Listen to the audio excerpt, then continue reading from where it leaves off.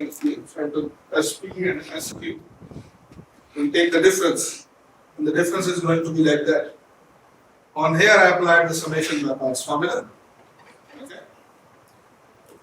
And on the next step, I said that this A and AQ and AP minus 1, they all are smaller than or equal to MN. So I'm going to say that, okay, this sum is less than or equal to, I can write M times this guy plus M times this, and if I have minus, I can still put plus, doesn't matter. See this, the difference is going to be obviously smaller than sum M, and BP minus 1 is smaller than BP, so this is going to be still true. And I pulled out this sum outside. And then I said that this remaining sum is going to be some terms. So you have to think of, just expand it, make cancellations, and we're going to see that it's going to be some terms. Two terms actually. And each of the term is Bn, okay? And each of the terms is the sequence is decreasing, each of the term is going to be less than or equal to Bp.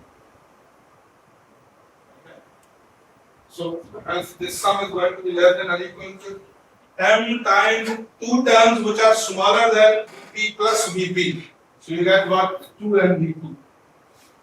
So, I need to do what? I need to make this smaller than epsilon. That's what I have to do it. And for this, I can use C actually. I know that Pn converges to 0 as n goes to infinity. So, I can choose an epsilon, which is this guy. For this epsilon, there exists a capital N such that after this capital N, the Bn is going to be smaller than epsilon. And then I'm saying that, okay, take the maximum of P and N, because in this case, this inequality and this inequality is going to be satisfied both at. Then this sum is going to be less than what? Epsilon by 2m multiplied by 2m. So it's going to cancel out. Epsilon, that's what you want to do. That's what you precisely want. Okay? So we got this beautiful criteria. Know that the product. Okay?